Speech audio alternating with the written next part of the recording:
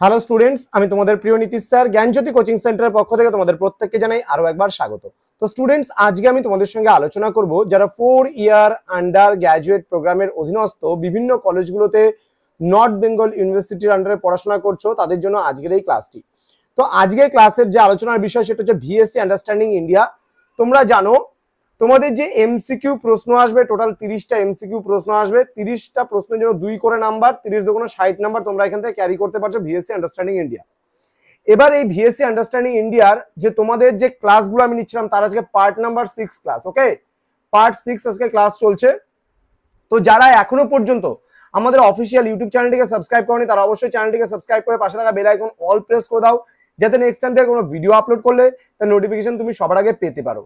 এছাড়া তোমরা যদি আমাদের কাছে অনলাইনে কোর্স করতে চাও বা পড়তে চাও তাহলে অবশ্যই যোগাযোগ করতে পারো। আমাদের অফিসিয়াল নাম্বার 7076398606 নম্বরে অথবা 6295916282 নম্বরে। তোমাদের টোটাল কোর্স ফি রয়েছে মাত্র 999 রুপিস। এই 999 টাকার বিনিময়ে তোমরা পেয়ে যাচ্ছ major, minor, MDC, VSC, Aisi, SSC এই প্রত্যেকটা যে 6টা সাবজেক্টের পুরো কোর্স পাচ্ছ মাত্র 999। তো স্টুডেন্টস, চলো শুরু করছি আজকের এই ক্লাসটি।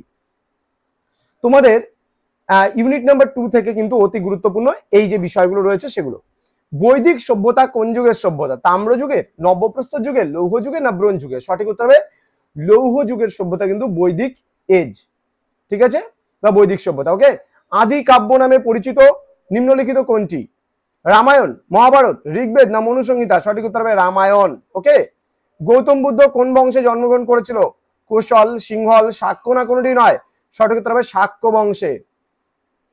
পরবর্তী প্রশ্ন, চতুর্জামের আদর্শ কে প্রচার করেছিলেন? মহাবীর, গৌতম বুদ্ধ, পার্শ্বনাথ না কেউ নন? সঠিক উত্তর হবে পার্শ্বনাথ। নেক্সট, বীজক রচনা কে করেছিল? রামানন্দ, কবির, রামদাস না গুরু নানক? সঠিক উত্তর হবে কবির। নেক্সট, দিল্লির আলো বা চিরাগ ই দিল্লি কাকে বলা হয়? মঈনুদ্দিন চিশতিকে, নিজামুদ্দিন আউলিয়াকে, নাসির উদ্দিন চিরাগকে না বখতিয়ার কাকিকে? সঠিক উত্তর হবে নিজামুদ্দিন আউলিয়াকে। দেন আর্য মহিলা সমাজ 1882 খ্রিস্টাব্দ প্রতিষ্ঠা কে করেছিল?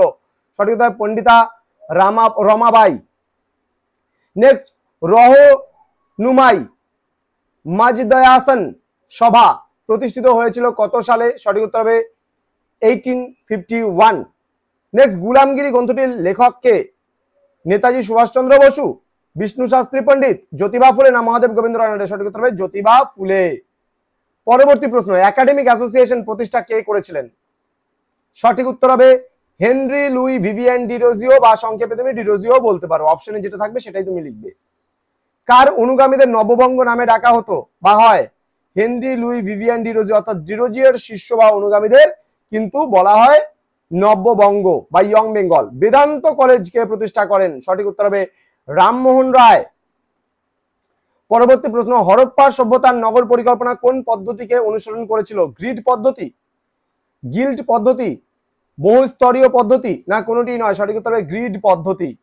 পরবর্তী প্রশ্ন, দিল্লির কুতুব মিনার নির্মাণ কে করেছিলেন? সুলতান রাজিয়া, মোহাম্মদ ঘুরি, কুতুবুদ্দিন আইবক না গিয়াসউদ্দিন বলবন? সঠিক উত্তর হবে কুতুবুদ্দিন আইবক। পরবর্তী প্রশ্ন, ভারত মাতা ছবিটি এঁকেছেন কে?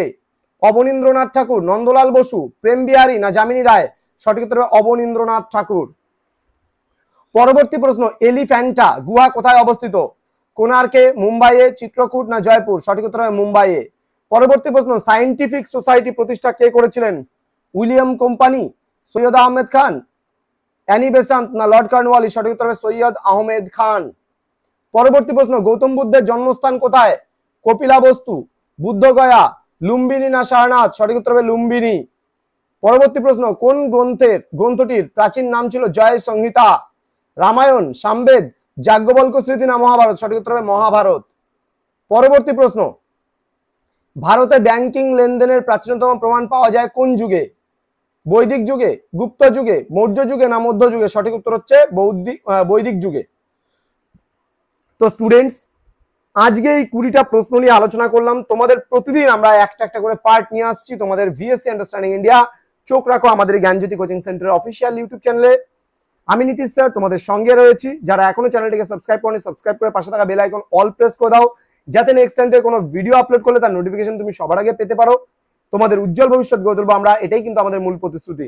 তো স্টুডেন্টস, তোমরা যদি অনলাইনে পড়তে চাও তাহলে অবশ্যই যোগাযোগ করবে আমাদের অফিসিয়াল নাম্বার 6295916282 এবং 7076398606 নম্বরে। তোমাদের আরেকটা কথা বলার আছে, যদি তোমাদের কোনো কোয়ারিজ থাকে তাহলে অবশ্যই কিন্তু আমাদেরকে কল করতে পারো। এমন না যে কল করলেই তোমাকে রেজিস্ট্রেশন করতে হবে, তোমাদের পড়াশোনা সংক্রান্ত যে কোনো রকম সমস্যা হোক না কেন তোমরা সরাসরি আমাদের সঙ্গে যোগাযোগ করতে পারো।